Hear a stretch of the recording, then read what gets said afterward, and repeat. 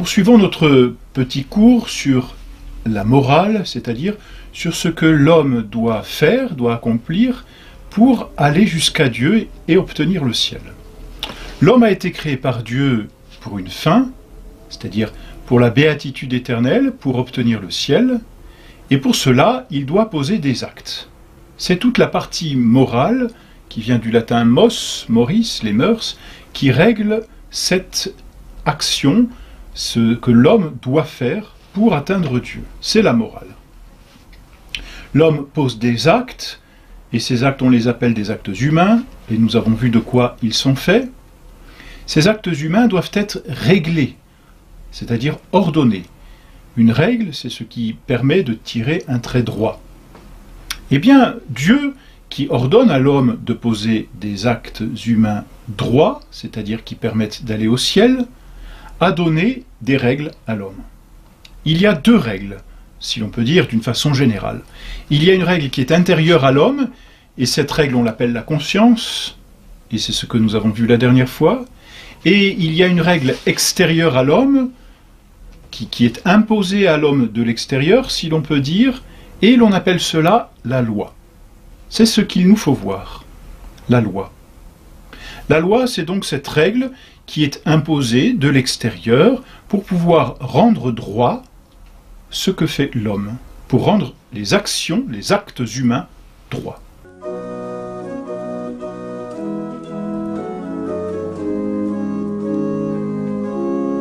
Qu'est-ce que la loi ? La loi, c'est une ordonnance de la raison. Nous reprenons ici la définition que donne saint Thomas d'Aquin dans la Somme théologique, définition commune et admise par tous, et finalement qui est reprise par tous les théologiens et même les philosophes.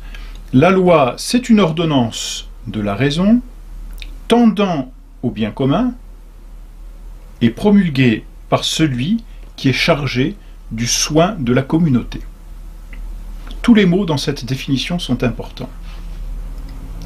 D'abord, la loi est une ordonnance de la raison. Premier mot, ordonnance. Mot extrêmement important parce qu'on dit par là que la loi vient mettre de l'ordre. C'est cela, rendre droit. C'est mettre de l'ordre. Et qu'est-ce que c'est que mettre de l'ordre, sinon ordonner chaque chose à sa fin? Du reste, dans la vie courante ou dans la vie politique, donner un ordre, c'est ordonner. Et donner un ordre, c'est pas simplement impérer quelque chose, c'est permettre à la personne à qui l'on donne cet ordre d'obtenir sa fin. C'est finalement achever, dans le bon sens du terme, parfaire, finir, et on a toujours cette étymologie de fin, c'est parfaire la créature à qui l'on ordonne. La loi est une ordonnance en ce sens, justement, qu'elle ordonne à la fin, c'est-à-dire qu'elle permet aux créatures qui sont soumises à cette loi d'obtenir leur fin.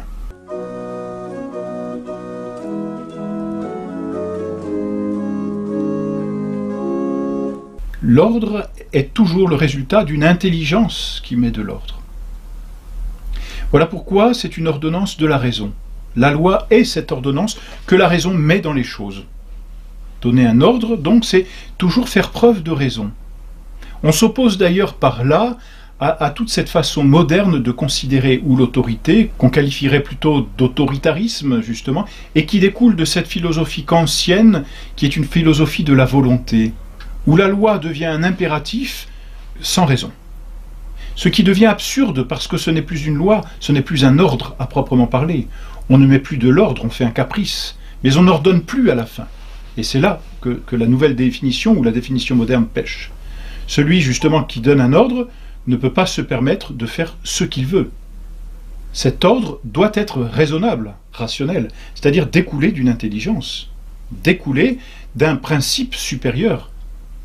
L'ordre est une sagesse. Le propre du sage d'ailleurs, c'est de mettre de l'ordre. Voilà pourquoi même quand on relit les traités politiques anciens des Grecs par exemple, il y avait toujours des philosophes pour conseiller ceux qui donnaient les ordres, c'est-à-dire les princes, les chefs. Pourquoi? Parce qu'il fallait un sage pour mettre de l'ordre. Donner un ordre suppose une certaine sagesse. La loi, donc, c'est une ordonnance de la raison. C'est donc quelque chose qui suppose une intelligence. Et toute volonté est normalement éclairée par la raison, par l'intelligence. Sinon, on tombe dans, on parlait tout à l'heure d'autoritarisme, mais sinon on tombe aussi dans le volontarisme. C'est-à-dire que la volonté se meut seule sans être éclairée. Le volontarisme, c'est un peu une comparaison, mais c'est comme si un homme essayait de se déplacer dans le noir et sans lumière. La volonté qui n'est pas éclairée est semblable à cet homme. Et justement, l'ordre donné sans intelligence est semblable à quelque chose que l'on ferait au hasard ou dans le noir, sans lumière. Elle, la loi, est quelque chose qui procède de l'intelligence. Elle est une ordonnance de la raison. Voilà la première partie de la loi qui est extrêmement importante. On peut rendre compte d'une loi. On peut comprendre, et on doit pouvoir comprendre une loi. Voilà pourquoi aussi, dans ces cours de catéchisme, toute la partie morale découle de la partie dogmatique. Parce que, en réalité, après avoir étudié Dieu, après avoir étudié le dogme, c'est-à-dire tout ce que notre intelligence doit croire, après avoir exposé finalement tous ces mystères, que l'intelligence ne peut pas comprendre, mais dont elle peut entrevoir une certaine partie, et en tout cas, tous ces mystères qui viennent éclairer l'intelligence, après seulement, on parle de la morale. C'est-à-dire après seulement on peut guider les pas, parce qu'il y a déjà une première lumière. D'ailleurs, un véritable chrétien n'agit droitement que quand sa foi est véritablement mûre, c'est-à-dire bien éclairée. Et c'est pareil donc pour toute loi procède de l'intelligence. La loi est donc l'ordonnance de la raison, tendant au bien commun. Voilà encore une partie importante de cette définition de la loi. La loi est ordonnée au bien commun, c'est-à-dire qu'elle est ordonnée au bien du tout. En fait, le bien commun, c'est une notion difficile à définir, mais que l'on peut comprendre en tant que le bien commun s'oppose au bien personnel. Le bien personnel, c'est le bien de l'individu. C'est le bien de moi. Voilà. C'est mon bien, à moi. C'est le bien personnel. Qu'on qualifierait de façon grossière, disons, en disant c'est une forme d'égoïsme. Bon. Enfin, le bien personnel, c'est le bien de la personne, c'est le bien de l'individu, et ça ne dépasse pas la sphère individuelle. Le bien commun, c'est plus que le bien de la personne, c'est le bien du tout. Parce que toute personne vit dans un tout. Tout homme vit dans une société. Tout homme naît par le commerce d'une société, un homme et une femme. Tout homme se développe dans une société, la famille. Tout homme grandit dans une société, que ce soit l'école, que ce soit le village, que ce soit la patrie, l'État. Et puis dans l'ordre surnaturel, tout homme est incorporé à une société par le baptême, c'est l'Église. Donc la loi qui est posée par un supérieur, elle ordonne, c'est-à-dire qu'elle parfait celui qu'elle contraint, elle l'ordonne à un bien supérieur, c'est-à-dire le bien commun. Et par excellence, le bien commun suprême, qui est Dieu, parce que Dieu est le bien commun de tout l'univers. Toute loi est ordonnée au bien commun. Une loi qui ne serait pas ordonnée au bien commun n'est pas une loi. Une loi qui serait ordonnée au bien de la personne, d'une personne, d'un individu ou simplement d'un petit groupe, sans plus, ne serait pas une loi. La loi est donc, par définition, ordonnée au bien commun.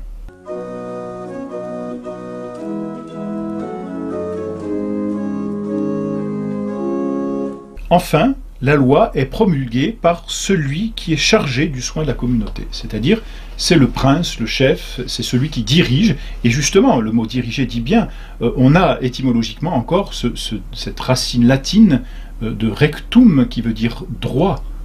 Et celui qui dirige, c'est celui qui rend droit, c'est-à-dire celui qui règle, qui régule, et donc qui ordonne à la fin. Une règle, rendre droit, c'est rendre juste, et rendre juste, la justice c'est une vertu qui ordonne aux autres, et bien rendre juste, c'est ordonner à Dieu, c'est-à-dire ordonner au bien commun. Donc c'est celui qui dirige, qui promulgue. On dit par là que la loi doit être connue pour être appliquée, et pour contraindre. Une loi qui ne serait pas connue n'a pas force de loi à proprement parler. Voilà donc de façon très générale ce qu'est la loi. La loi, répétons-le, c'est important et tous les mots sont importants.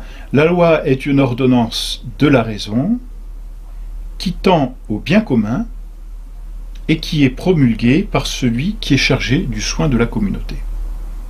Et c'est à partir de cette définition finalement très générale, disons, universelle, et qui vaut pour toutes les lois, quelles qu'elles soient, que nous allons petit à petit étudier ce qu'est la loi de l'Église, en quoi elle consiste, où elle se trouve, et puis comment il faut la respecter, ce qu'elle ordonne, ce qu'elle défend, enfin bref, tous ces aspects de la loi de l'Église, qui sont résumés dans les 10 commandements tout particulièrement, eh bien, se retrouvent enfermés dans cette définition.